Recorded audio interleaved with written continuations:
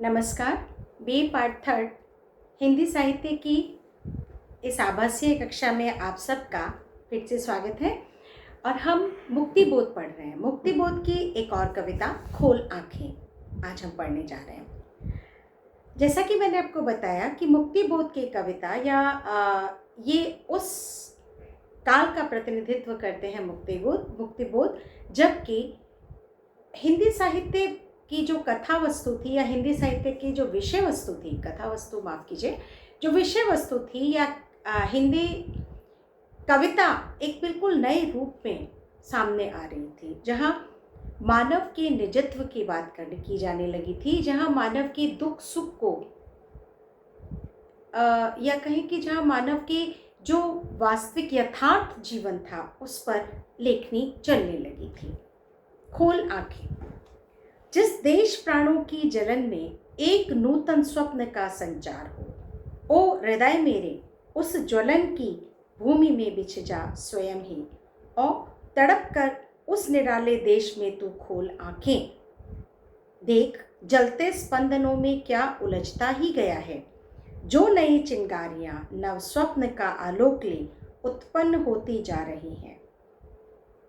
उन सबलतम तीव्र कोमल देश की चिंगारियों में जो खिले हैं स्वप्न रक्तिम, देख ले जी भर उन्हें तो। जैसा कि आप जानते हैं कि हम नई कविता का समय वह समय था जब आम इंसान या आम जन जो था वह अपने जीवन को लेकर या अपने जो आज के लंबे समय तक हम गुलाम रहे थे और आज़ादी से पहले हम या हमारे देश में जो जिस तरह से आज़ादी का आंदोलन चला तो सबको ये आशा थी कि जब हमारा अपना राज होगा तो हमारे सारे सपने पूरे होंगे। वास्तविकता ये होती है कि एक साथ इतने शताब्दियों की गुलामी के बाद बहुत जल्दी सब कुछ संभव नहीं हो जाता। वक्त लगता है, समय लगता है, धीरे धीरे स्थितियाँ सुधरती हैं। तो ये वो समय था जब युवा, विशेष रूप से युवा वर्ग जो था, उसको लगता था कि हमें सपने बहुत दिखाए गए लेकिन हम उन सपनों को प्राप्त नहीं कर पा रहे। और युवा वैसे भी जोश में होता है, उन्हें तत्काल तुरंत सब कुछ चाहिए होता है। तो कवि इस कविता में ये एक संदेश देने का प्रयास कर रहे हैं या ये बताने का प्रयास कर रहे हैं कि वास्तविकता क्या है और क्या होनी चाहिए, माने आपको किस तरह से अपने जीवन के प्रति आशान्वित रहना चाहिए। जिस देश प्राणों की जलन में एक नूतन स्वप्न का संचार हो, ओ हृदय मेरे उस ज्वलन की भूमि में बिछ जा स्वयं ही। कवि कहते हैं कि जिस देश प्राणों की जलन में जिस देश के प्राणों की जलन से अभिप्राय है कि विकास की ओर अग्रसर है, अभी अभी हम आज़ाद हुए हैं। तो जिस देश में या जिस मिट्टी में जलन है, लेकिन वो कौन सी जलन है? वो वह जलन है जो किसी प्राण को जो प्राणवान है। माने जलन और प्राणवान से अभिप्राय क्या हुआ कि आप जानते हैं कि जब कोई पौधा भी प्रस्फुटित होता है तो ज़मीन के अंदर से गर्माहट की आवश्यकता होती है। बिना गर्माहट के, बिना ऊर्जा के, बिना ऊष्मा के, बिना जलन के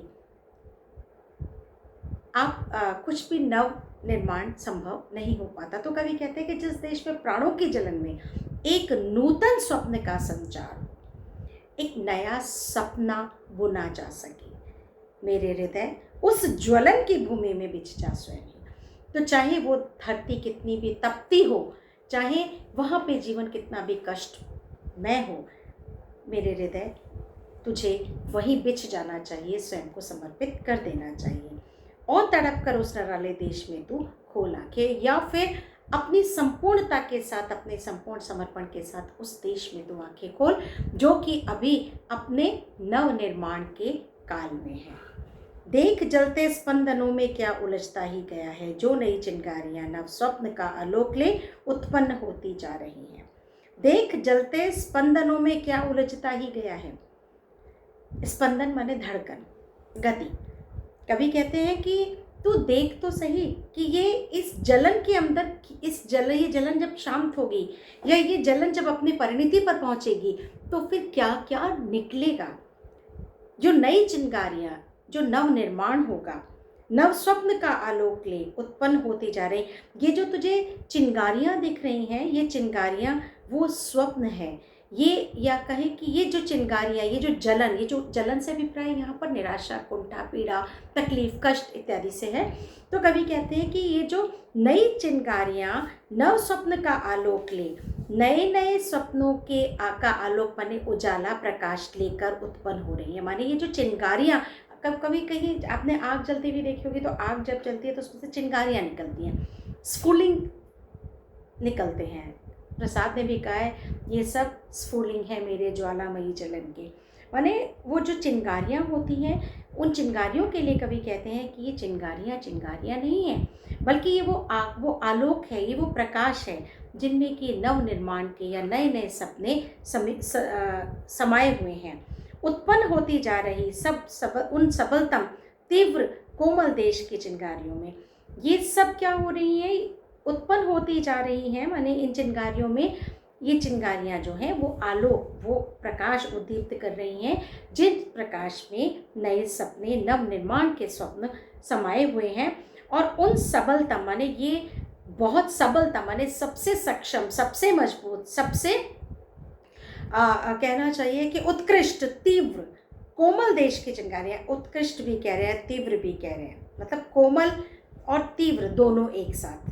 माने ये अभी तुम्हें जो तीव्र दिख रही है, तीखी, तेज तेज तुम्हारी तरफ, जो तुम्हें तकलीफ़ों की, परेशानियों की, असुविधाओं की जो चारों तरफ तुम्हें बाढ़ सी दिख रही है, वास्तव में ये वो चिंगारियां हैं जो कि सबलतम हैं, जो सबसे ज़्यादा मजबूत नव निर्माण करने वाले हैं। जो खिले हैं स्वप्न रक्तिम, देख ले जी भर उन्हें तो। और ये जो लाल, रक्तिम माने लाल, ये जो लाल लाल चिंगारियां रूपी जो लाल चिंगारियां तुझे दिख रही हैं, ये वास्तव में चिंगारियां नहीं है, ये वो स्वप्न है जो अभी आकार लेने वाले हैं। देख ले जी भर उन्हें तो ये इनको तो जी भर के देख ले। मतलब अभिप्राय कवि ये कहना चाहते हैं कि तू वो कष्ट अभी उठा ले, तू वो पीड़ा अभी झेल ले, जो पीड़ा तुझे चारों ओर से दुखी कर रही है। क्यों? क्योंकि इस पीड़ा के अंतर्गत ही, या इस पीड़ा के अंदर ही नव निर्माण छुपा है, नव स्वप्न छुपे हैं, समाहित हैं। और वो स्वप्न, वो निर्माण बहुत मजबूत होगा। अभिप्राय कि बहुत मजबूत देश का निर्माण होगा। तो तू ऐसे देश में आंखें खोलने का प्रयास कर। धन्यवाद।